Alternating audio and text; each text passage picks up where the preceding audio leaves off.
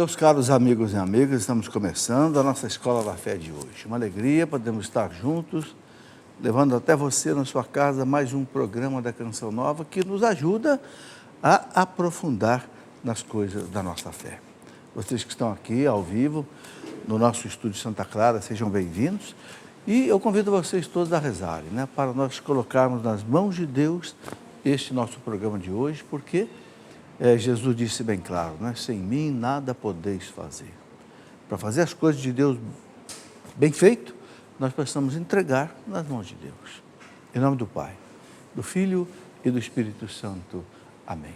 Vinde, Espírito Santo, enchei os corações dos vossos fiéis, acendei neles o fogo do vosso amor, enviai o vosso Espírito, tudo será criado, renovareis a face da terra. Oremos. Ó Deus, que instruístes os corações dos vossos fiéis com a luz do Espírito Santo, fazei que apreciemos retamente todas as coisas, segundo o mesmo Espírito, e gozamos sempre da sua consolação. Por Cristo nosso. Amém. Pedindo à Virgem Maria, nossa Mãe, que nos acompanhe nesta noite, com a sua intercessão materna. Ave Maria, cheia de graça, o Senhor é convosco. Bendita sois vós entre as mulheres, bendito é o fruto do vosso ventre, Jesus. Santa Maria, Mãe de Deus, rogai por nós, pecadores, agora e na hora de nossa morte. Amém. Glória ao Pai, ao Filho e ao Espírito Santo, como era no princípio, agora e sempre. Amém. São José, rogai por nós. Em nome do Pai, e do Filho e do Espírito Santo. Amém. Muito bem, começando o nosso programa, quero mostrar aqui mais um lançamento da editora Canção Nova. Aqui, um livro do Padre Mário Bonatti. O que penso da vida, do mundo e de Deus. Padre Mário Bonatti é um padre salesiano, foi colega do Padre Jonas muitos anos, os dois são salesianos. Padre Mário Bonatti hoje está com 80 e poucos anos de idade. Foi meu professor quando eu tinha 13 anos de idade, no Colégio São Joaquim de Lorena. Era meu professor de inglês. Ele é doutor em linguística pela Universidade de Coimbra, em Portugal. E aqui, praticamente, é um livro sobre a vida dele. Ele coloca aqui, lendo a vida do trem da minha história. O padre Mário Bonatti é um erudito. Ainda hoje, estava lá celebrando a missa lá, lá no Santuário de São Benedito, em Lorena. É um homem que, com 80 anos de idade, é um jovem. O corpo já curvado, mas a cabeça de jovem. Está aqui, Padre Mário Bonatti. Muito bem, eu quero também mostrar a vocês este lançamento muito interessante, Raízes Históricas e Filosóficas do Ateísmo Contemporâneo. Vocês sabem que o ateísmo, infelizmente, está crescendo muito no mundo. Este livro aqui é um magistrado que faleceu há pouco tempo, de Belo Horizonte, Dr. Lúcio Flávio de Vasconcelos Naves, estudioso dessas coisas de filosofia e tal. E ele fez um histórico muito interessante aqui nesse livro, mostrando de onde vem o ateísmo moderno. Então, ele coloca as raízes históricas e filosóficas do ateísmo moderno. Então, é um livro muito interessante para estudantes, de modo geral, especialmente estudantes de filosofia, seminaristas, sacerdotes também. Porque aqui ele pega desde os primeiros filósofos ateus, o problema do racionalismo, de Descartes, o problema enfim, muitos... e numa linguagem simples, ele mostra para a gente de onde veio o ateísmo contemporâneo. É uma coisa incrível a pessoa não acreditar em Deus. Eu não sei como é que a pessoa consegue explicar o universo, explicar a própria existência nossa. Eu gosto de lembrar a frase do Dr. Francis Collins. Dr. Francis Collins é o maior geneticista da atualidade. Foi o homem que coordenou o maior projeto de biotecnologia do mundo, que terminou no ano 2003 e fez o quê? Fez a decodificação do genoma humano. Você sabe o que é isso, Pegar lá o cromossomo humano e decodificar. É um trabalho, envolveu cientistas do mundo inteiro, bancado pelos Estados Unidos. O Dr. Francis Collins católico, ele disse essa frase: o ateísmo é a opção mais irracional. Irracional quer dizer fora da razão, fora da inteligência. Essa frase ele disse numa entrevista que saiu na revista Veja, né? O ateísmo é a opção mais irracional. Quer dizer, um homem que é um dos maiores cientistas da atualidade faz uma colocação dessa. Então, esse livro ajuda a gente a entender. Nós estamos estudando agora a moral católica. Estamos estudando agora os mandamentos. Estamos no 4º mandamento, a gente vai continuar hoje, né? Depois vamos entrar no 5º e etc. Por quê? Porque os mandamentos são a base de toda a moral católica. Ok? Então, eu quero mostrar aqui um livro que é básico sobre esse assunto, a moral católica. Esse livro aqui eu escrevi compendiando o que a igreja nos ensina sobre a moral católica. Envolve os 10 mandamentos e outras coisas mais. Tá? Então, quem quiser fazer um aprofundamento nesse estudo, está aí. Sobre o 4º mandamento, que envolve a família, os pais e os filhos, eu quero mostrar 2 livros. O primeiro deles, Família Santuário da Vida.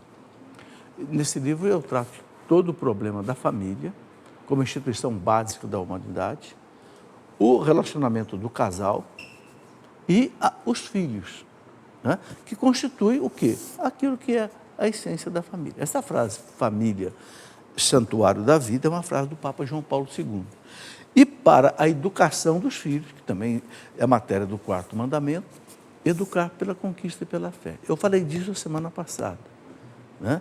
A missão específica dos pais é gerar os filhos, mas educar. E como é que você educa? Pela conquista e pela fé.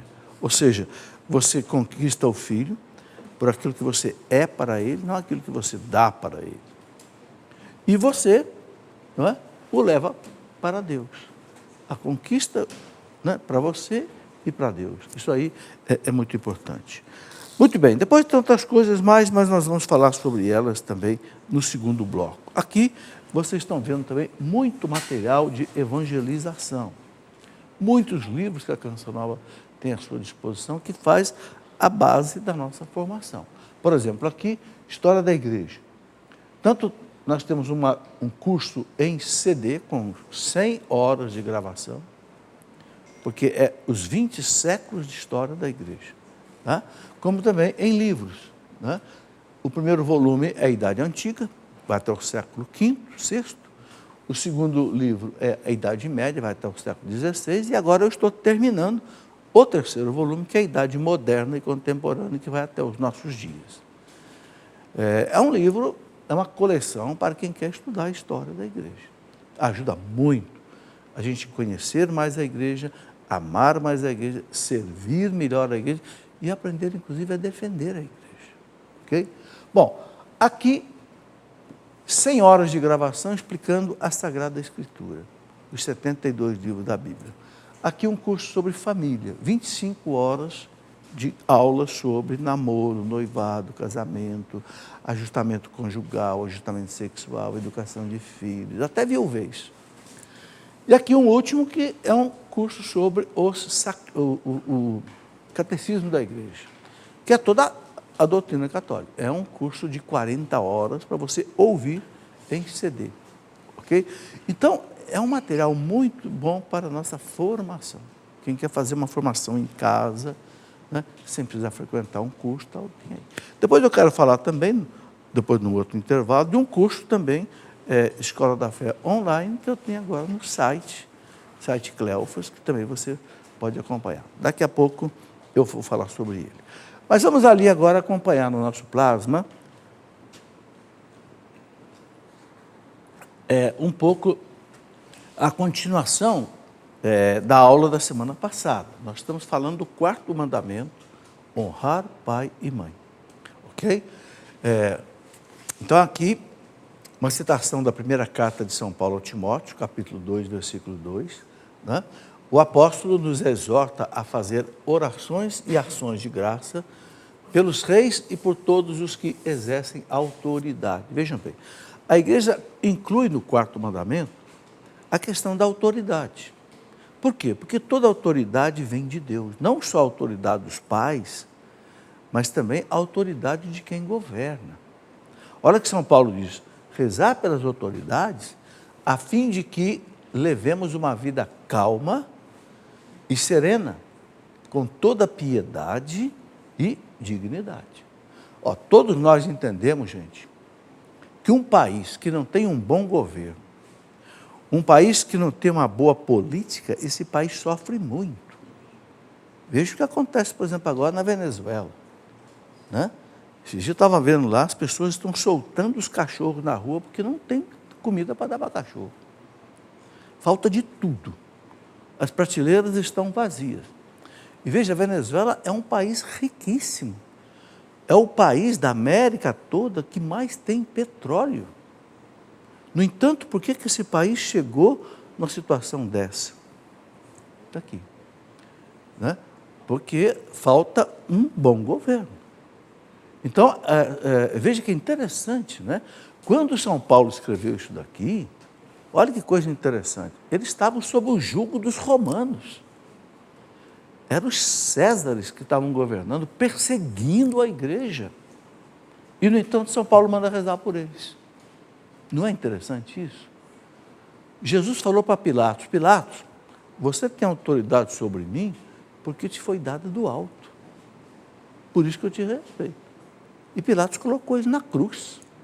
Interessante, né? Claro, Jesus sabia que ali tinha outras coisas envolvidas, a salvação da humanidade passava por tudo isso também, né?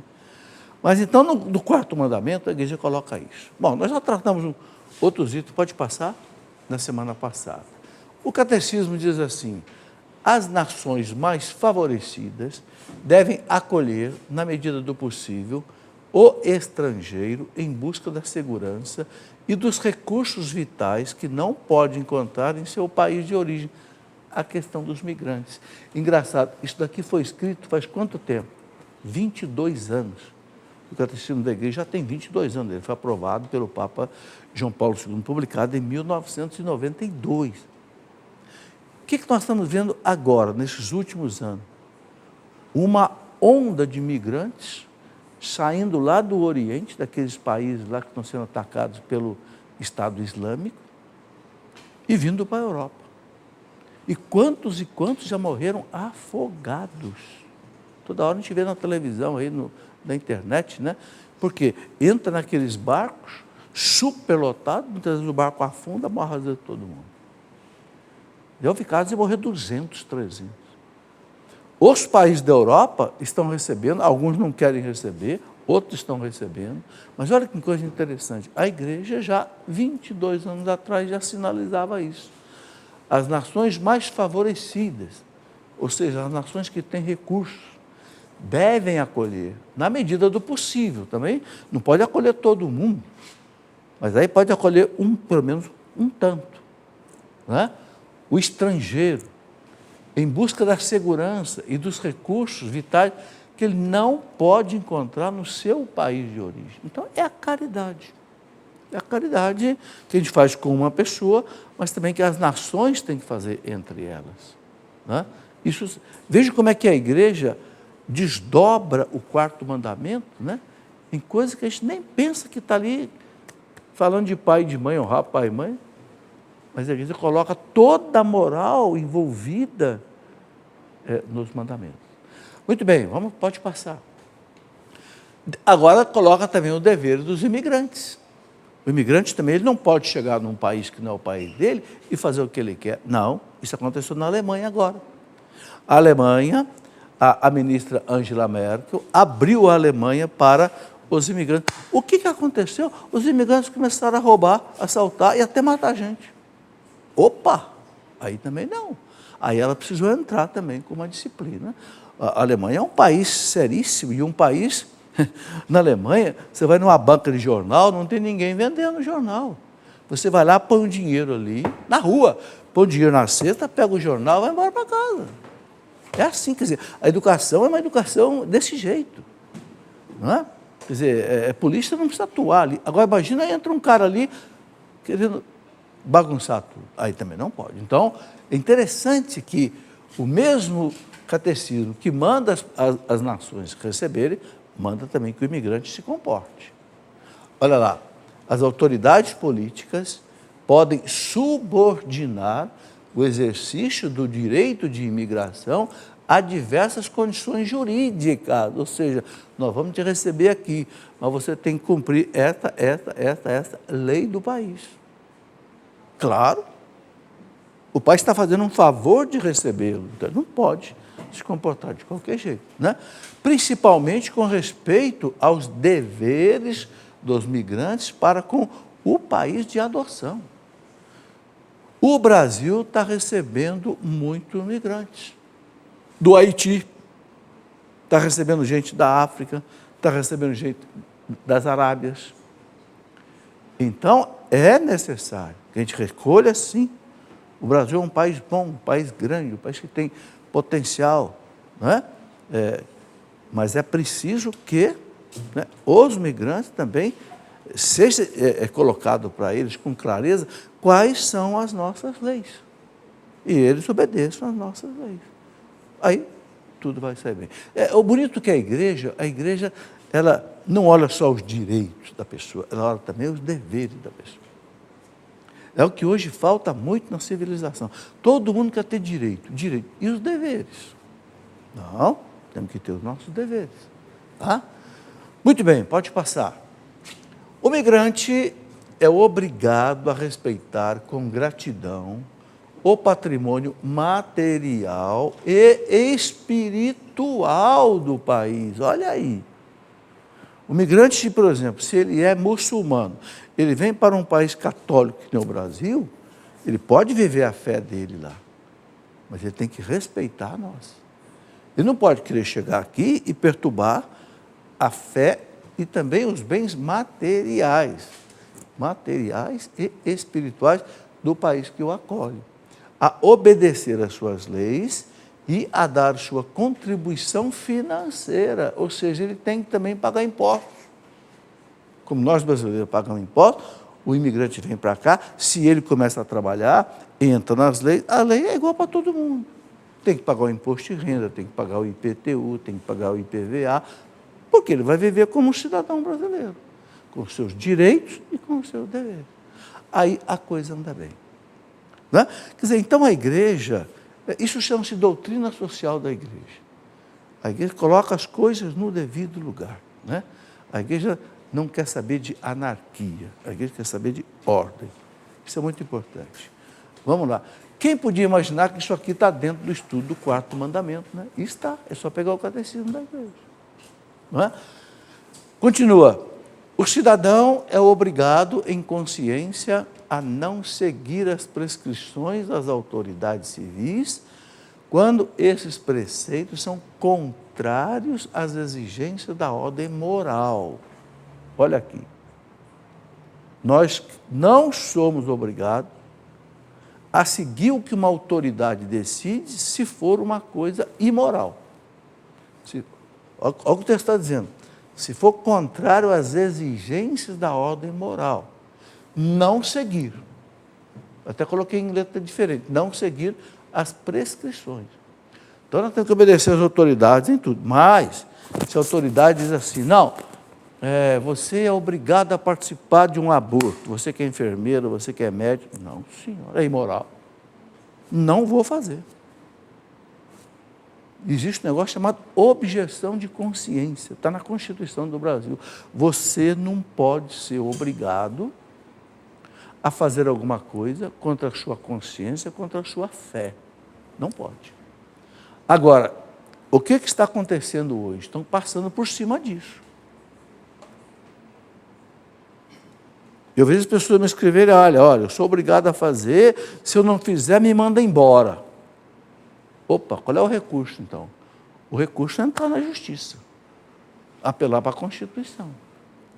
Aliás, é preciso que os juízes cristãos, é preciso que os advogados cristãos, os magistrados cristãos do Brasil, eles deem uma força muito grande ao direito de objeção de consciência.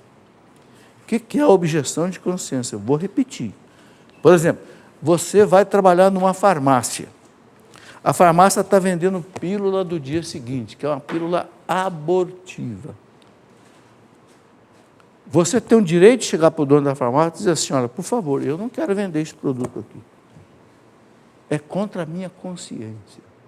Ponha outra pessoa para vender, se for o caso. Mas eu sei que se a pessoa fizer isso aqui, ele corre de ser mandado embora. Aí eu penso que é hora de pegar, por exemplo, a Constituição do Brasil e apelar para a Constituição. Porque aí é uma discriminação contra a objeção de consciência. É a mesma coisa de eu chegar, discriminar um homossexual, discriminar o outro porque é negro, discriminar o outro porque não sei, tem uma deficiência qualquer. Claro, se a pessoa não tem habilidade para exercer uma profissão, é uma coisa. Agora, discriminar só por questões de ideologia ou de religião é outra. Eu sei que esse campo é complicado, é um campo que eu não sou advogado nem juiz, mas eu penso que os juízes, magistrados, advogados católicos, cristãos, precisam fazer valer a objeção de consciência. Porque é uma questão de dignidade humana. Eu não posso ser obrigado a fazer alguma coisa contra a minha consciência.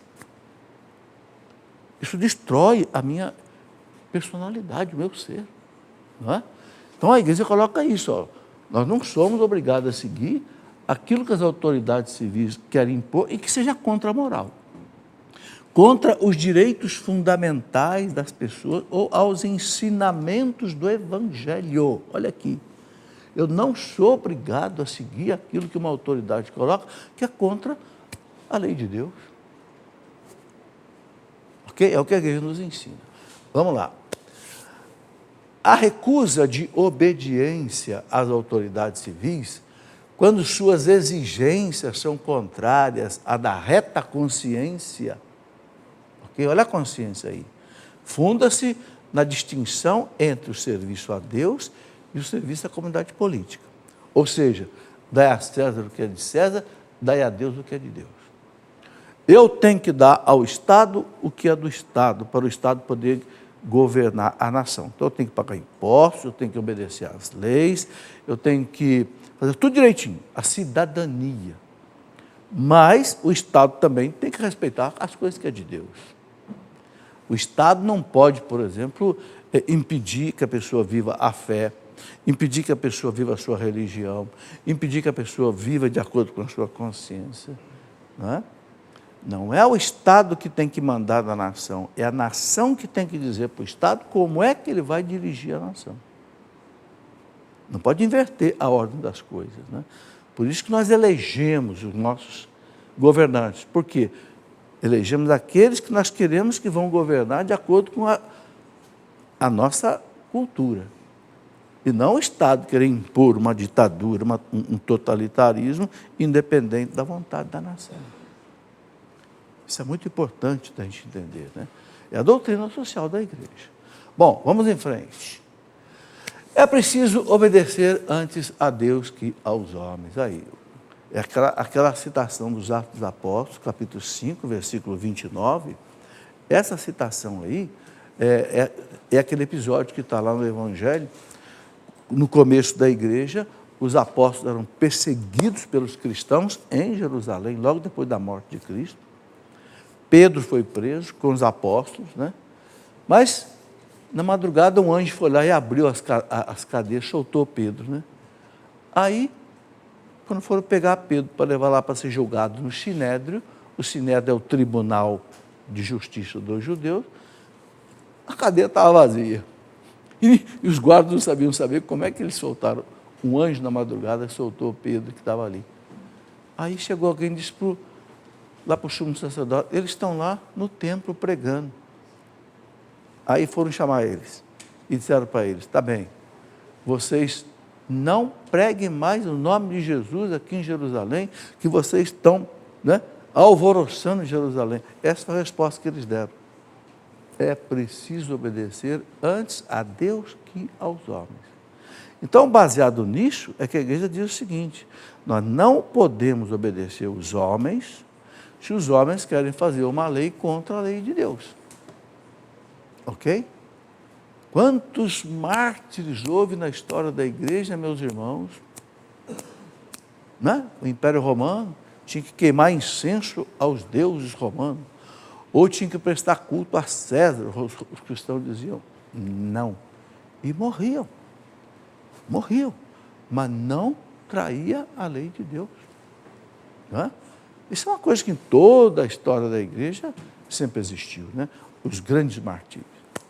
Bom, se a autoridade pública exorbitando, né, da sua competência, quer dizer, usar de um direito que não tem, né, oprimir os cidadãos, estes não recusem o que é objetivamente exigido pelo bem comum.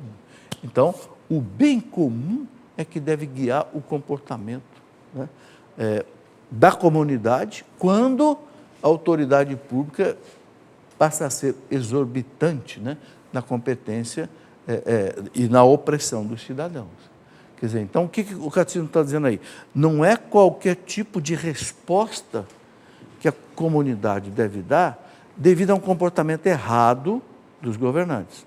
Então, tem que visar o bem comum, ou seja, não é qualquer tipo de reação, não é, por exemplo, fazer manifestações violentas, não, porque vai contra o bem comum. Então, há maneiras de reagir dentro da ordem, dentro do direito, dentro da Constituição, que podem resolver o problema. Né? O Brasil mesmo passou por uma situação, todo esse ano que nós todos assistimos, graças a Deus, não houve convulsão social, não houve grandes violências, né? Houve uma mudança no Brasil, todo mundo sabe, eu não quero nem entrar no mérito da questão, mas tudo foi resolvido o quê? Com ordem.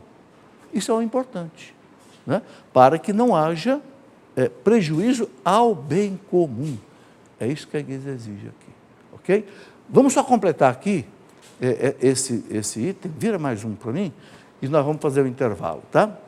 Só para completar. Olha aqui, contudo, é lícito defenderem os seus direitos e os seus concidadãos contra os abusos do poder, guardados os limites traçados pela lei natural e pela lei evangélica. Ou seja, diz para nós o seguinte, é lícito, é um direito a gente, né, reagir contra aquilo que os governantes estiverem fazendo de errado. Mas tudo dentro da ordem, dentro que ele diz aqui, dentro da lei natural, ou seja, aquilo que a nossa consciência nos ensina, e pela lei evangélica, né?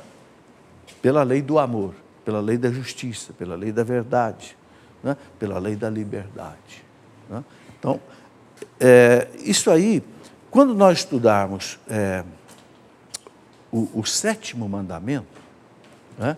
A igreja traz para a gente o que ela chama de, dentro do catecismo, o que chama de doutrina social da igreja. Então, ali, a gente vai poder estudar isso com um pouco mais de detalhe. Ok? Muito bem, por hora, vamos fazer o nosso primeiro intervalo de hoje. Muito bem, antes de continuar, eu quero dizer aqui o nome da cidade de vocês que estão aqui participando do programa ao vivo. Temos aí amigos de Três Lagoas, no Mato Grosso. Quem são? Isso, levanta a mão aí que a câmera vai mostrar a vocês. Goiânia, Goiás, está aí. Córrego do Bom Jesus, em Minas Gerais, está ali. E Porciúncula, no Rio de Janeiro. São vocês, né? Sejam bem-vindos, é uma alegria recebê-los aqui. Bom, outro aviso que eu tenho aqui para dar, né? Se você quiser acompanhar o programa nosso, você pode também acompanhar pelo Facebook, facebook.com/Escola da Fé. Pelo Facebook você pode acompanhar. Agora, se você quiser assistir outros programas anteriores que você perdeu, também tem jeito. Você usa lá o chamado Canção Nova Play. Então você vai acessar o quê? cançãonovaplay.com, ok? cançãonovaplay.com. Você, ali tem as instruções todas, como é que você faz para, via internet, você assistir programas anteriores, que ficam todos gravados, tá ok? Bom, outro aviso que eu tenho para dar aqui é o seguinte, acampamento A Cura dos Traumas da Morte. Agora, neste final de semana, né? Começa amanhã, vai até domingo. Nós estamos na Semana das Almas, né? É uma coisa que eu quero falar em seguida. A Semana das Almas é a semana do dia 1º de novembro até o dia 8 de novembro. O que tem de especial nela? Eu vou explicar. Mas antes eu quero dizer o seguinte, quem é que vai estar pregando aqui nesse acampamento. Vai estar pregando o padre Rafael Ligeiro, o Márcio Mendes, e estarei eu também. A minha palestra será no domingo às 9h20, se Deus quiser. Ok? Vamos meditar sobre a morte, sobre a vida eterna, sobre os traumas que a morte pode deixar na gente, como a gente deve encarar a morte, né? A questão, por exemplo, do suicídio, que hoje, infelizmente, está crescendo muito no mundo. Todos esses assuntos nós vamos tratar aí, né, neste final de semana, se Deus quiser. Você pode ter mais informações pelo site eventos.cancionova.com ou então pelo telefone 12 31 86 26 00, ok? Então, aí você pode ter essas informações. Eu estava então falando que nós estamos na Semana das Almas. O que é isso? Você já deve ter visto falar nas indulgências, né? Eu tenho até um livro que são as indulgências. No manual das indulgências do Vaticano, que foi aprovado pelo Papa Paulo VI, que é de 1997, Paulo VI criou uma semana especial de indulgência para os mortos. É a primeira semana de novembro. Vai de 1 a 8 de novembro. O que tem de especial nessa semana? É uma semana para você ganhar para as almas que estão no purgatório uma indulgência plenária. O que é a indulgência plenária? Se você ganhar para uma alma do purgatório uma indulgência plenária, a alma chega à plena santificação dela, chega naquilo que eles chamam de sufrágio, e a alma vai para o céu. Ela vai viver na comunhão com Deus. Porque nenhuma alma pode entrar em comunhão com Deus se não estiver perfeitamente santificada. Porque Deus é santo, santo, santo. Bom, então, como é que se ganha uma indulgência plenária para as almas nesses dias, de maneira especial? Então, a pessoa deve fazer uma confissão muito bem feita, uma confissão geral. Né? Confissão geral é aquela confissão que você deixa para trás todos os pecados. Né? Rezar pelo Santo Padre, o Papa, pelo menos um Pai Nosso, uma Ave Maria e um Glória ao Pai. Participar da missa e comungar. E ir ao cemitério e rezar pela alma daquela pessoa. Então, você pode conquistar indulgência para 8 almas, porque cada dia você pode ganhar para uma alma, não pode ganhar para mais de uma. Cada dia uma, ok? Quem que decidiu isso? Quem que fixou isso aqui na Terra? Foi o Papa.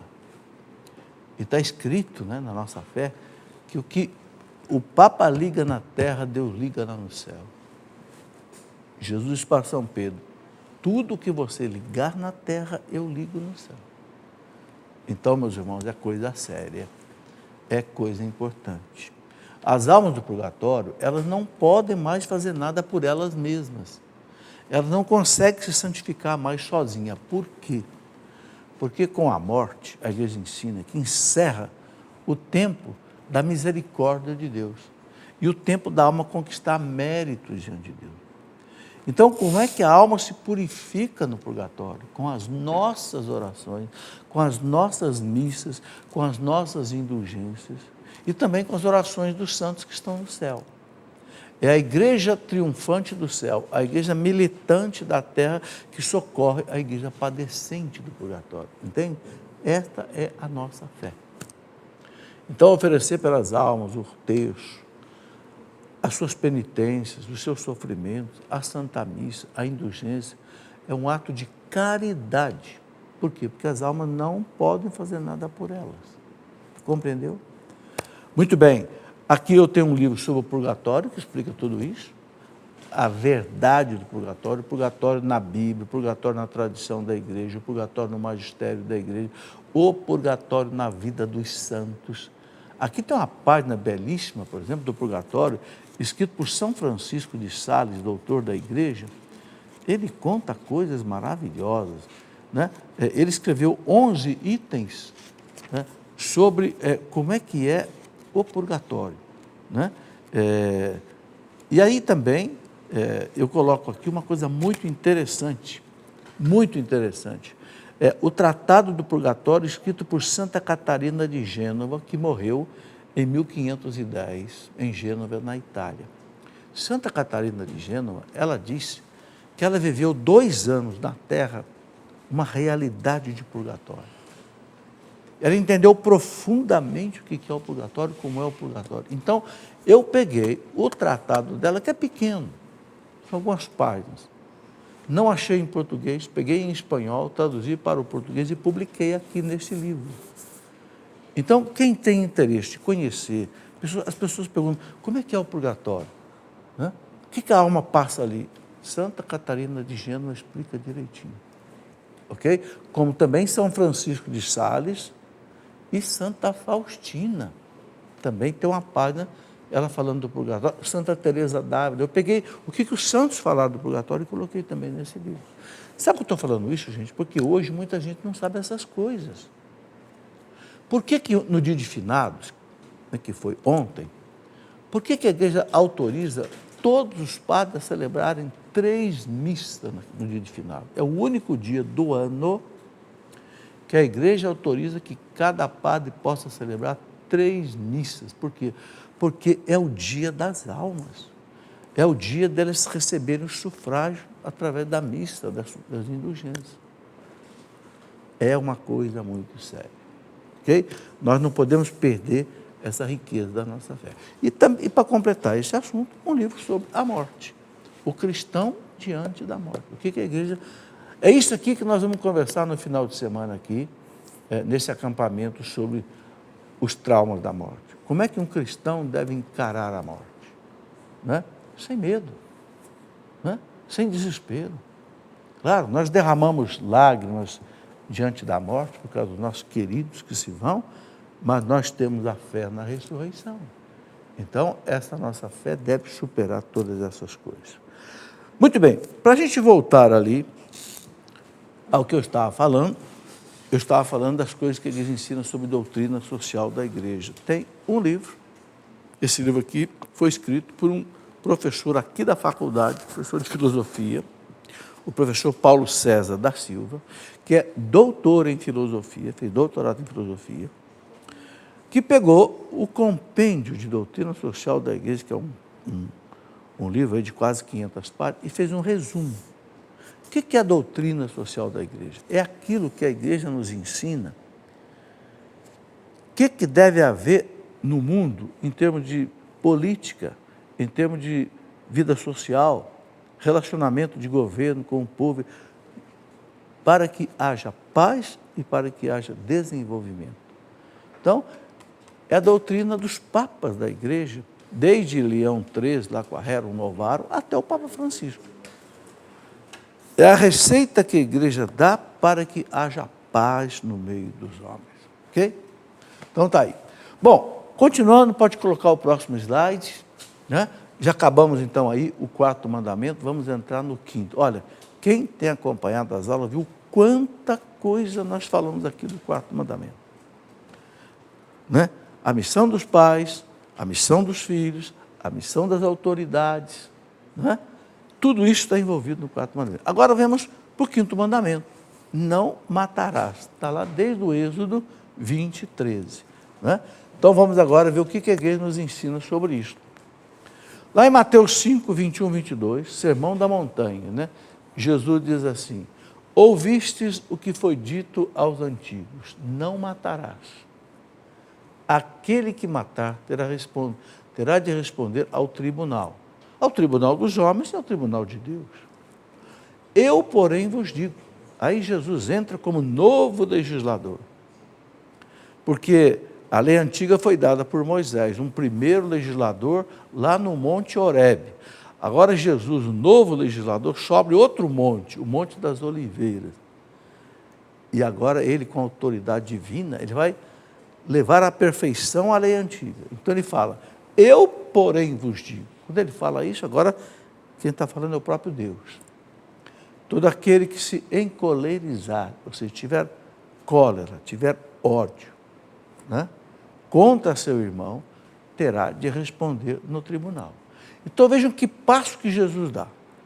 Aí que nós precisamos começar a entender bem, né, os mandamentos. Vou tomar um pouquinho d'água, porque eu estou com as minhas cordas vocais meio prejudicadas. A médica quer que eu tome bastante água. A lei antiga dizia, não matar. Se você matar, você vai para o tribunal. E Jesus fala, não, não é só não matar, não. É não ter ódio. É não ter raiva. É não negar o perdão. Está vendo como é que Jesus levou à perfeição? Ele manteve o não matar. Só que ele fala, não, não é só não matar. É muito mais coisa. É não explorar, é não destruir o outro. Entende? Aí Jesus leva à perfeição a lei. Vamos em frente. A vida humana é sagrada, porque desde sua origem, ela encerra a ação criadora de Deus e permanece para sempre numa relação especial com o Criador, seu único fim. Então aqui, por que o não matar? Por que o não destruir? Porque a vida humana é sagrada. Tudo que é sagrado quer dizer o quê? Quando você fala assim, isso aqui é sagrado, vem de Deus. Entenderam? O que vem de Deus é sagrado. A vida humana é sagrada. A vida humana não me pertence. Eu não pedi para nascer. Eu não sabia que dia que eu ia nascer. E eu não sei que dia que eu vou morrer. O que significa isso? A vida não me pertence. Se a vida fosse minha, eu saberia o dia que eu ia nascer, o dia que eu ia morrer. Eu não sei nada, ninguém sabe nada. Por quê? Porque a vida não é minha, a vida é um dom maravilhoso que Deus nos deu. Ainda hoje, o padre Mário Bonatti, né, desse livro aqui que eu acabei de mostrar, o padre Mário Bonatti hoje, na homilia que ele estava fazendo na missa, agora à noite que eu assisti lá na minha cidade, o padre Mário Bonatti, salesiano, dizia assim, o que Dom Bosco disse? Deus nos colocou neste mundo para os outros. Ou seja, Deus nos colocou no mundo para fazer o bem. Então, a vida é um dom que Deus me deu para eu fazer o bem. Por isso a vida é sagrada.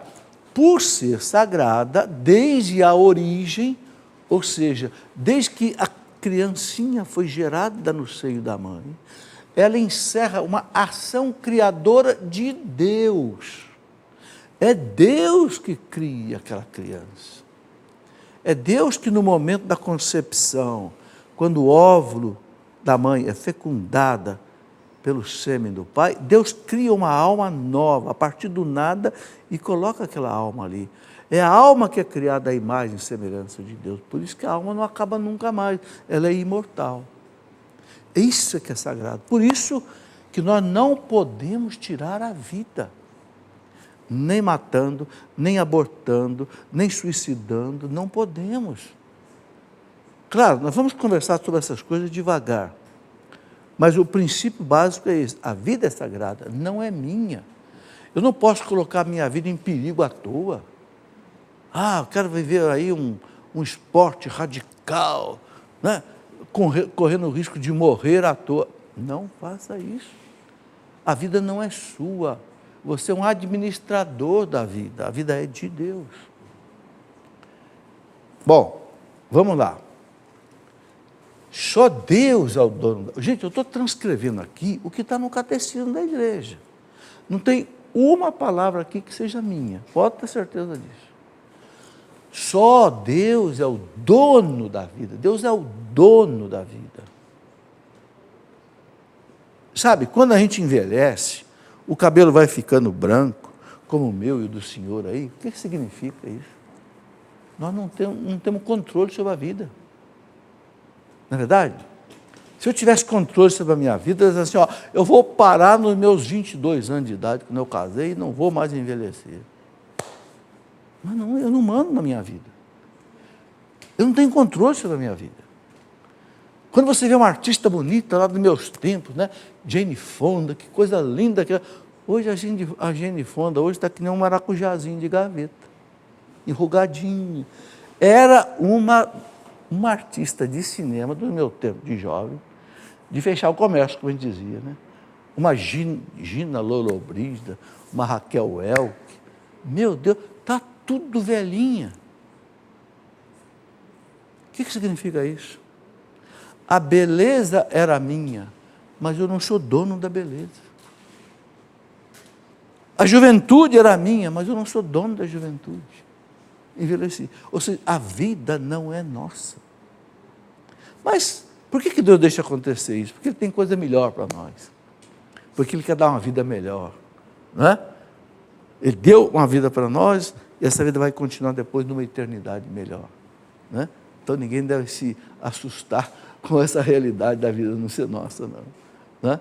Então só Deus é o dono da vida, do começo ao fim. Que ninguém põe a mão na vida do começo ao fim, a não ser Deus. A geração natural e a morte natural. Nada de eutanásia, nada de aborto. Né? Ninguém, em nenhuma circunstância, de jeito nenhum, pode reivindicar para si o direito de destruir diretamente um ser humano inocente.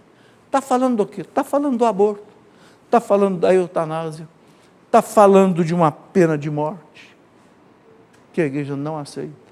Ninguém tem o direito de destruir uma vida, ok? Principalmente se é uma vida inocente. A gente pode limitar a vida da pessoa, prende o bandido, né? Mas você não precisa tirar a vida. Né?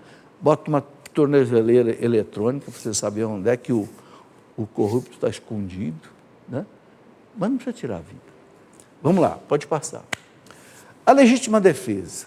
Bom, não matar, mas às vezes a igreja aceita a legítima defesa. Então vamos entender o que a igreja fala. A legítima defesa das pessoas e das sociedades não é uma exceção à proibição de matar o inocente. Não é uma exceção a legítima defesa, que constitui o homicídio voluntário. Então, o homicídio voluntário, quer dizer, você matar uma pessoa por livre e espontânea vontade, aí sim, aí é um crime. Mas a legítima defesa não é isso. Então, passa. A ação de defender-se pode acarretar um duplo efeito. Vamos entender bem isso daqui. Um é a conservação da própria vida, o outro é a morte do agressor. Só se quer o primeiro, o outro não. Entendeu o que o catecismo está dizendo? Para você se defender, vai acontecer duas coisas. Né? Pode acarretar um duplo efeito. Primeiro, é a conservação da própria vida. Eu tenho que conservar a minha vida. Às vezes, para conservar a minha vida, não tem outro jeito a não ser tirar a vida do outro. E aí entra aquilo que a igreja chama de mal menor. O que é o mal menor? A moral católica ensina o seguinte: quando você tem um problema e só tem duas saídas, não tem uma terceira, você tem duas saídas. As duas são más. Então, é válido você escolher o mal menor. Então, por exemplo, o cara puxou uma arma aqui no seu peito. Se ele atirar, você está morto. Você não tem como correr. Se você pode sacar que a sua e matar ele, você pode matar. Por quê? Porque você não tem outra alternativa. É matar ou morrer. Então, que morra o agressor injusto. Entendeu? Que morra o bandido. Eu estou inocente. Agora, é claro que isso só pode ser feito se só tem duas alternativas, você não tem uma terceira. Se você tem uma terceira, correr, pular, não sei o que, escapar, ótimo, passe para a terceira alternativa.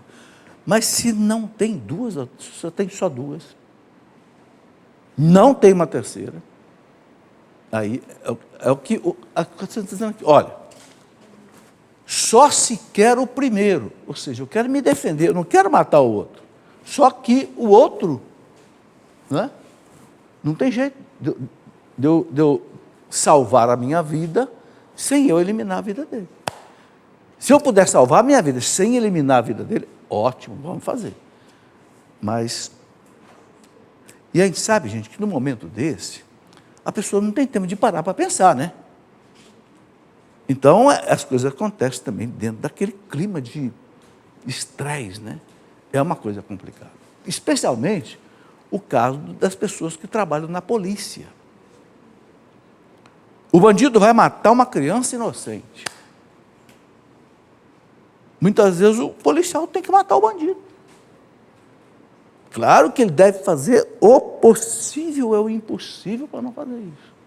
Mas se não tiver outra, ele não quer matar a pessoa, ele quer salvar o inocente, está entendendo?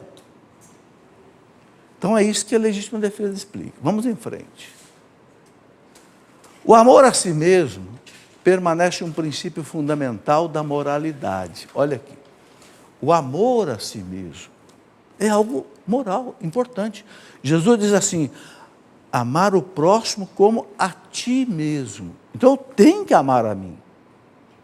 Eu amo a mim e vou amar o próximo como eu amo a mim. Então, o catecismo diz, amar a si mesmo é um ato de moralidade, necessidade. Agora, portanto, é legítimo fazer respeitar seu próprio direito à vida. Quem defende sua vida não é culpável de homicídio, mesmo se for obrigado a matar o agressor. Vocês estão vendo? Não sou eu que estou falando. Parágrafo 2264 do Catecismo da Igreja Católica. Eu sou obrigado a defender a minha vida, porque a minha vida é de Deus, é sagrada. Se eu não tenho como defender a minha vida, a não ser eliminando o outro, o agressor injusto, paciência. É claro que, se Deus quiser, ninguém de nós vai passar por um constrangimento. Nós estamos falando aqui em termos de teoria, nós estamos falando aqui em termos de doutrina, né? Mas nós devemos pedir sempre a Deus, à Virgem Maria, aos anjos, que nos protejam, que não deixem nunca a gente passar por uma situação dessa. Né? Vamos lá. E não é necessário, para a salvação, omitir esse ato de comedida proteção para evitar matar o outro. Porque antes de outrem, se está obrigado a cuidar da própria vida. Olha o que o catecismo está dizendo, você é obrigado a defender a sua vida. Por quê? Porque você tem filho, você tem família, você tem seus parentes que amam de você. A sua vida hoje, ela está entrelaçada com a vida de muita gente. A mesma coisa a igreja fala quando fala do suicídio. Por que eu não posso tirar a minha vida? Poxa, porque eu tenho um pai que vai ficar chorando, uma mãe que vai ficar chorando, os irmãos que vão ficar tristes, não é verdade? A gente vai chegar na questão do suicídio. O suicídio ele é mais complexo do que isso. Há casos em que a pessoa não tem culpa de praticar o suicídio. Né? O próprio catecismo fala, problemas de transtorno mental, depressão grave. Devagar, vamos lá. A legítima defesa pode ser um ato, não somente um direito, mas um dever grave. Olha aqui. Às vezes não é só um direito defender, mas é um dever. Por quê? Para aquele que é responsável pela vida de outros, você é responsável pela vida de outros. Você é um pai de família, você tem filho, tem esposa. Então você é um dever proteger sua vida. Né? A gente não protege a vida, fica doente, vai no médico. Você está defendendo a sua vida. Né? Preservar o bem comum da sociedade exige que o agressor seja impossibilitado de prejudicar os outros. Né? Por isso que existe a polícia, por isso que existem as cadeias, por isso que existem os tribunais, para não permitir que o agressor, né, faça essas coisas. Pode passar. Bom, a este título, os legítimos detentores da autoridade têm o direito de repelir pelas armas os agressores da comunidade civil pela qual são responsáveis. Então, por que existe a polícia armada? A igreja diz, porque as autoridades têm o direito de repelir pelas armas, né, os agressores da comunidade. Porque a violência, gente, ela só pode ser, a força, ela só pode ser usada a serviço da justiça. Por que os soldados andam armados, os policiais andam armados? Porque eles estão a serviço da justiça, a serviço do bem. Então aí é o único caso em que a força pode ser usada. Eu não posso usar a força para fazer o mal para ninguém, eu não posso usar a força para roubar, eu não posso fazer a força mas para fazer o bem. Aí às vezes é necessário. Por que isso acontece? Por causa do pecado original.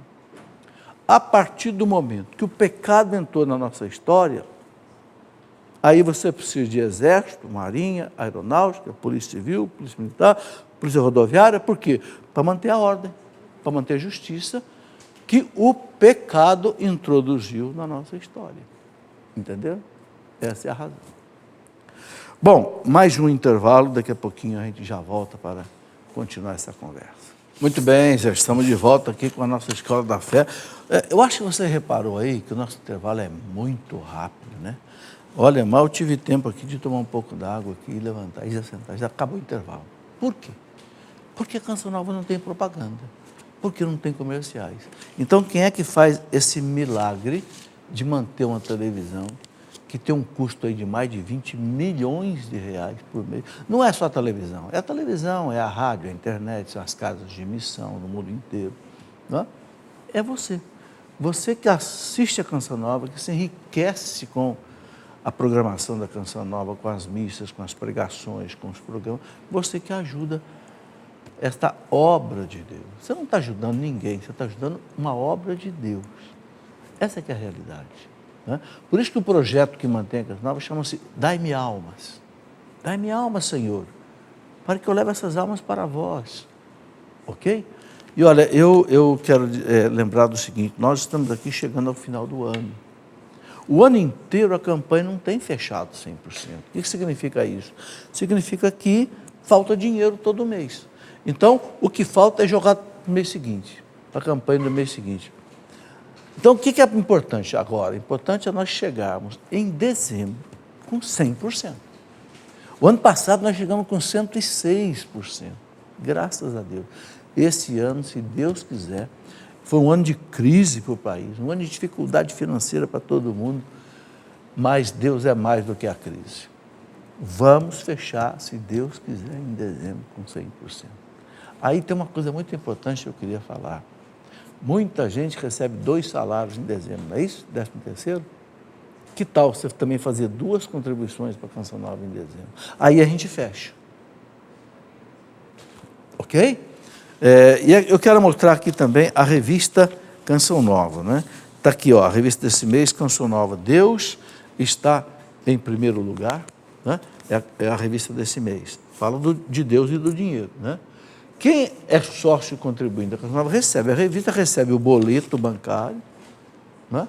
Para fazer a sua doação. E aqui eu quero colocar uma novidade muito importante. É o seguinte, todo mundo sabe que a Canção Nova, como todas as televisões, tem que passar do sistema analógico, que é um sistema antigo, arcaico, para um sistema novo chamado digital. Todo mundo sabe o que é digital. Você pega lá seu micro-ondas, lá você tudo aperta na própria tela, pega o seu celular, isso chama-se digital.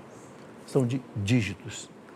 A televisão tem que passar. Então, todas essas câmeras que vocês estão vendo aqui, 3 câmeras dessas aqui, ó, essas câmeras são caríssimas. Todas vão ter que mudar, porque o sistema analógico não funciona, o digital não funciona. As torres de transmissão da Canção Nova, que pega o sinal daqui, vai lá para a ilha de imagem, da ilha vai para as torres, da torre vai para o satélite vai para a sua casa, tudo isso vai ter que mudar. Então, isso custa milhões de reais. E é obrigado a fazer, senão a televisão sai do ar. Estão entendendo? E a Canção Nova não tem propaganda, a não ser a doação dos sócios contribuintes. Por isso que aqui na revista tem um outro boleto para você fazer uma ajuda extra para a digitalização da TV Canção Nova.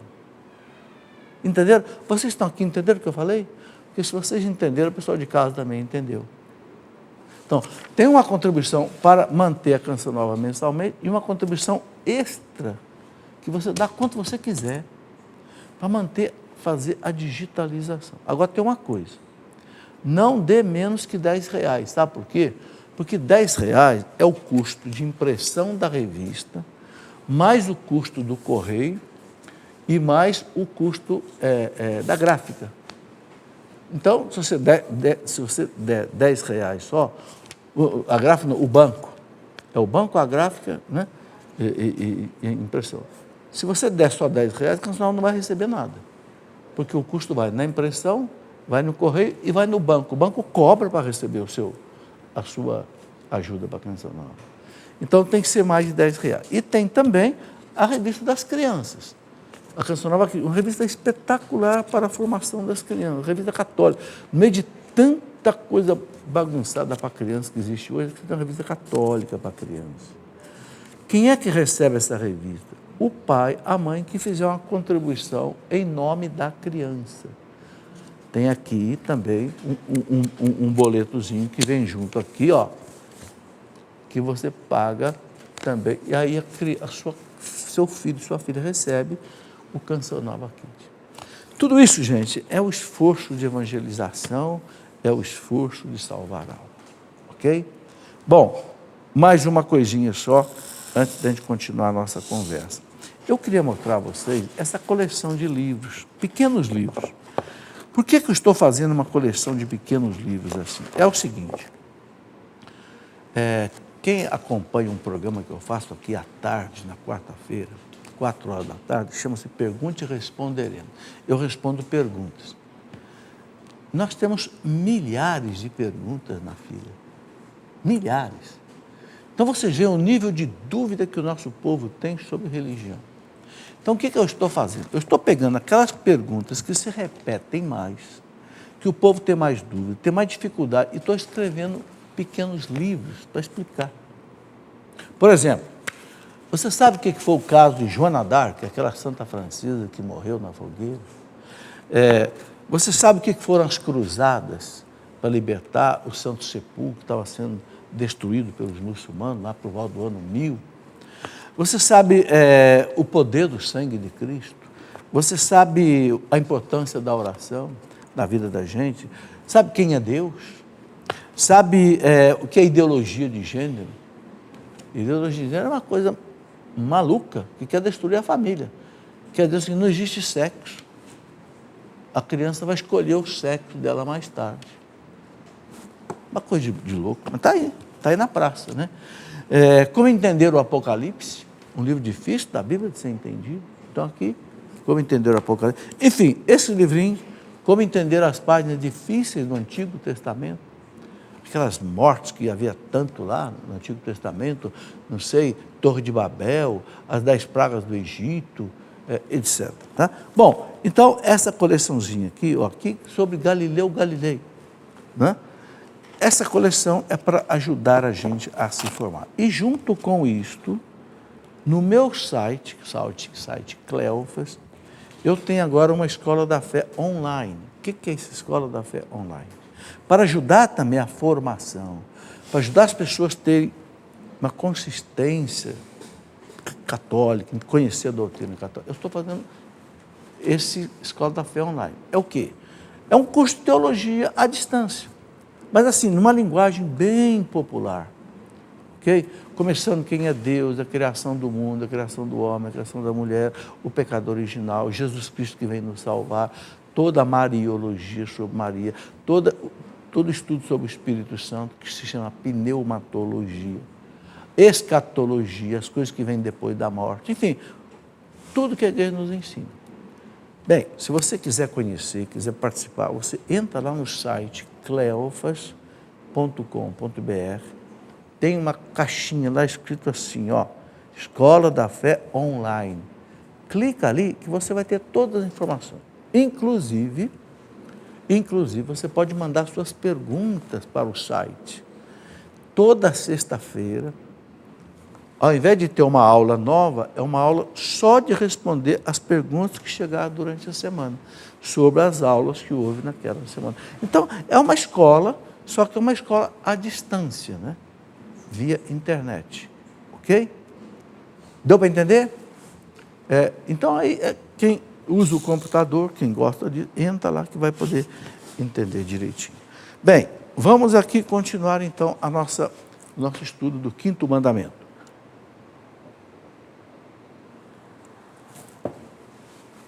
Bom, então aqui o catecismo está dizendo assim para nós, a este título, os legítimos detentores da autoridade têm então o direito de repelir pelas armas, ok? Os agressores da comunidade, né? Aqueles que querem roubar, destruir, né? A autoridade pode usar da força para manter a justiça, ok? Pode passar.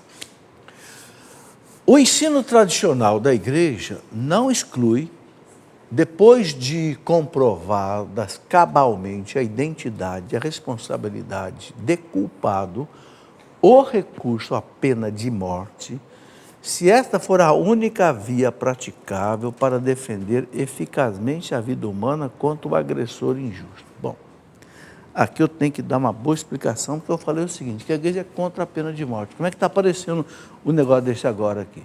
Está no Catecismo da Igreja, parágrafo 2267.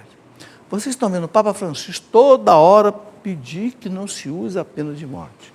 Mas o que quer dizer esse parágrafo então aí? Eu estou colocando exatamente para poder explicar.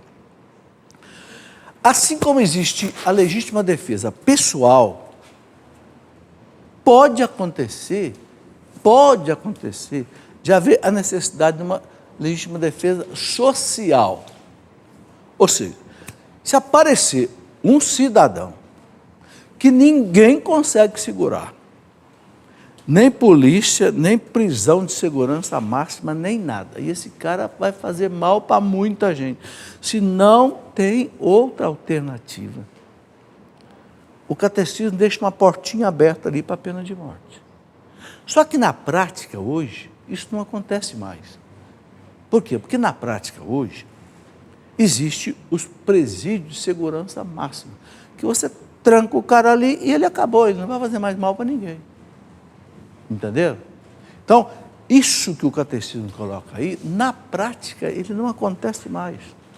Por isso que todos os papas, né, lá nos países que tem pena de morte, quando alguém vai para a pena de morte, os papas pedem, elimine isso, não faça isso. Por quê? Porque na prática, hoje você tem outros recursos para não ter que usar uma pena de morte para impedir que um cidadão, como ele diz aqui, olha, né, se esta for a única via praticável, hoje nós temos via praticável, para defender eficazmente a vida humana contra o agressor injusto. Quer dizer, isso daqui praticamente hoje não acontece mais. É o que, na prática, a gente vê os papas falando. Bom, vamos em frente. Se os meios incruentos bastarem, olha aí, se os meios incruentos, quer dizer, sem pena de morte, se os meios incruentos bastarem para defender as vidas humanas contra o agressor e para proteger a ordem pública e a segurança das pessoas, as autoridades, né, se limitarão a esse meio. Ou seja, um meio que não seja cruento. Então, cadeia, né, e outros tipos de punição que não precisem mais usar pena de morte. Na prática, a pena de morte não existe mais. Em outras palavras, é isso. Pode passar. 2269. O quinto mandamento proíbe que se faça algo com a intenção de provocar indiretamente a morte de uma pessoa. Você pode matar uma pessoa diretamente ou pode matar indiretamente. Matar diretamente, todo mundo sabe como é que é um homicídio. Agora, matar indiretamente, você pode contratar um matador, não é você que vai matar, contrata um matador para matar. Ou então você coloca a pessoa numa situação de perigo de morte. Né? Você vai lá, por exemplo, e não sei, causa um problema lá no carro, no avião, tal, de modo que, possa acontecer uma morte ali. Então, não é só a morte direta, também a indireta. Né? A lei moral proíbe expor alguém a um risco mortal sem razão grave, bem como recusar ajuda a uma pessoa em perigo. Importante entender isso daqui, que a igreja está dizendo. Olha, a lei moral, ou seja, a moral, proíbe expor alguém a um risco mortal sem razão grave. Eu não posso expor nem a mim e nem a alguém a um risco de morte sem necessidade. Aquilo que eu falei, eu quero praticar um esporte radical, quero ver adrenalina, e aí você pode morrer? Não pode fazer isso. E aí ele coloca também, bem como recusar ajuda a uma pessoa em perigo. Então, se uma pessoa também está em perigo, e eu posso ajudar a pessoa, e eu não ajudo, também eu estou fazendo uma coisa errada. Olha, tem casos interessantes, né? Eu conheço um pai que morreu para salvar 2 filhas que estavam se afogando. Ele salvou as 2 filhas, mas ele morreu afogado. Aí é o amor de pai, né? Que supera até uma pessoa que não sabe nadar, não é obrigada também a tentar salvar o outro que está afogando, porque vai morrer os 2. Mas o amor do pai, o amor de mãe, Deus supera essas coisas, né? Tá aí. Mas podendo ajudar e não ajudar, recusar a ajuda a uma pessoa em perigo, né? É algo contra a lei moral. Todo aquele que em seus negócios se der a práticas usurárias e mercantis que provoque a fome e a morte de seus irmãos, comete indiretamente um homicídio, que lhe é imputável. Então, olha que interessante. Olha que interessante. Todo aquele que nos seus negócios, comércio, se der a práticas usurárias. O que é práticas usurárias? É você cobrar, por exemplo, um juro escorchante. A pessoa vem para você, pede um dinheiro emprestado, que ela já está na folha, que você está bom. Eu empresto, mas eu vou te cobrar um juro de 10% ao mês. Quando, não sei, o banco cobra, sei lá, 2%, 3%. Entendeu? Isso aí chama-se usura. Você está matando a pessoa já não tem oxigênio, você está tirando o restinho que ela tem. Então, são chamadas práticas usurárias e mercantis, que provoquem a fome. A pessoa já não tem o que comer, você ainda está tirando, né? E a morte de seus irmãos. Então, comete indiretamente um homicídio, que lhe é imputável, ou seja, você é culpado. Né? Vamos em frente. Bom, aí outro pecado grave contra o 5º mandamento, não matar, o aborto. Então, o catecismo coloca claro, né? A vida humana deve ser respeitada, protegida de maneira absoluta. Eu não posso tocar na vida humana a partir do momento da concepção. Aqui, gente, eu escrevi um livro, não sei se a Fernandinha acha para mim aí, Aborto Nunca, está por aí. Eu escrevi um livro, já faz uns 10 anos, onde eu coloco 40 razões pelas quais a gente não pode abortar. É esse livro aqui, ó. Inclusive aqui, essas fotinhas que vocês estão vendo aqui são de netos meus, já tão grandes. E se fossem abortados? Esses sorrisinhos lindos que vocês estão vendo aqui nessa câmera, e se essas crianças fossem abortadas? Hoje, esse daqui, por exemplo, o Gabriel, já está com 13 anos de idade. Né? A Maria Rita, que é a irmã dele, já está aqui com 11 anos de idade. Aqui nessa fotinha aqui, eu acho que ela tinha aí uns 3 anos. O Miguel, aqui está aparecendo com uns 3, 4 anos, o Miguel já está com 12. São meus netos. Aqui eu ponho 40 razões, e não são só razões religiosas, não. Por que a gente não pode abortar? Então, a igreja diz assim, a partir da concepção absoluta, né, não se pode tocar na vida da criança. Aí as pessoas vêm dizer assim, não, mas espera aí, mas a criança é pequenininha, é um embriãozinho só de, né, 1 semana, é um pingo d'água. Opa, espera aí, um pingo d'água não é água? Se você examinar todo o mar, você vai achar H2O. Se você examinar um pingo d'água, você vai achar H2O. Ou seja, um pingo d'água é água. Um pingo de gente é gente. Por quê? Porque ali já tem uma alma, como eu expliquei. Né? Tem uma alma humana ali. Por isso que a igreja não aceita. Vai aparecer aqui, pegar um embriãozinho desse e querer fazer célula-tronco embrionária para usar em terapia de doenças, etc. Por quê? Porque você mata o embrião, você mata aquela vida que está ali. Ok? Então, está aí. Então, desde o primeiro momento de sua existência, o ser humano deve ver reconhecidos seus direitos de pessoa. É uma pessoa. Entre os quais o direito inviolável de todo ser inocente à vida. Hoje mesmo ouvi uma notícia. A ONU dizendo assim, é um absurdo, é uma violência não deixar uma mãe que tem aquela zika lá, né, impedir a mãe de abortar. É um absurdo, tem que deixar abortar. Quer dizer, tem que deixar matar? Entenderam? A igreja não aceita isso de jeito. É a ONU, Organização, né, das Nações Unidas, incentivando a todos os governos a deixar que a mulher que foi atingida pelo vírus, né, Zika, né, e ficou grávida, pode abortar a criança, porque a criança pode nascer com um problema. Deixa a criança nascer. É melhor deixar a criança nascer com um problema do que você matar a criança. Gente, uma civilização, o valor de uma civilização está principalmente no respeito que a civilização tem com os mais fracos e não com a eliminação dos mais fracos. Todos nós, meus irmãos, que já nascemos, todos nós que não fomos abortados, nós temos que lutar contra o aborto. Eu, quando estava no ventre da minha mãe, os médicos queriam que me abortasse. Por isso que eu trabalho muito contra o aborto. Isso minha mãe contou.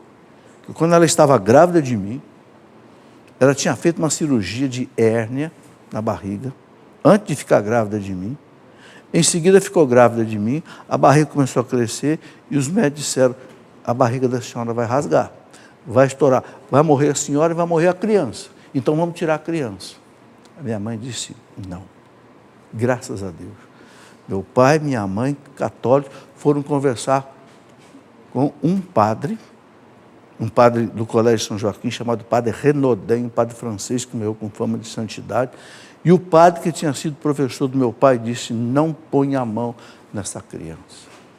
Pegou uma novena de um beato salesiano chamado Felipe Rinaldo e disse, façam essa novena desse santo, que é o terceiro sucessor de Dom Bosco na ordem salesiana, faça essa novena e essa criança vai nascer tudo bem, não vai acontecer nada com a mãe nem com a criança.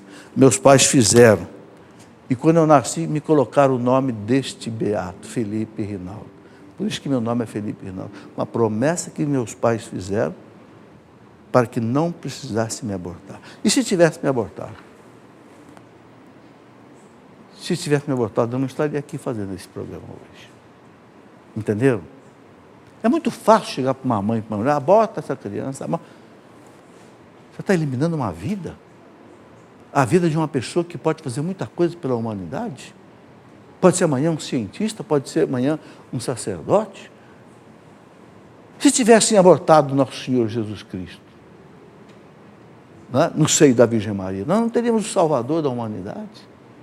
Não, gente, nós não podemos abrir mão, né, de participar dessa luta contra o aborto. Por que eu estou falando isso? Porque há uma sede de aprovar o aborto hoje também no Brasil. Há uma porção de projetos de lei no Congresso Nacional querendo aprovar o aborto no Brasil. Nós que amamos a Deus, amamos a vida, temos que lutar contra isso. Ok? Dentro da lei e dentro da ordem. Muito bem, chegamos ao final do nosso programa. Semana que vem vamos continuar, se Deus quiser. Olha, 5º mandamento, 6º mandamento, tem muito chão pela frente. Eu acho que vou ter que atravessar o ano que vem com esse assunto. Não tem problema, nossa escola da fé aqui não tem pressa.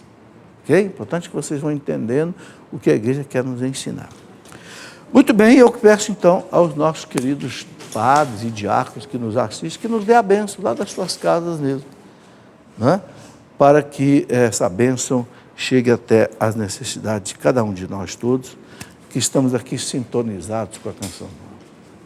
A nossa proteção está no nome do Senhor, que fez o céu e a terra. Abençoe-nos o Deus Todo-Poderoso, pela intercessão de Nossa Senhora Aparecida, Rainha e Padroeira do Brasil. Em nome do Pai, e do Filho e do Espírito Santo. Amém.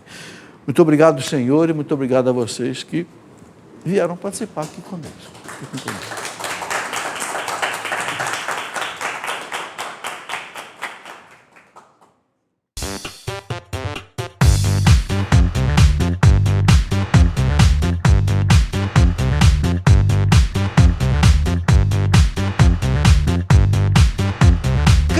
cançãonovaplay.com. Assine já!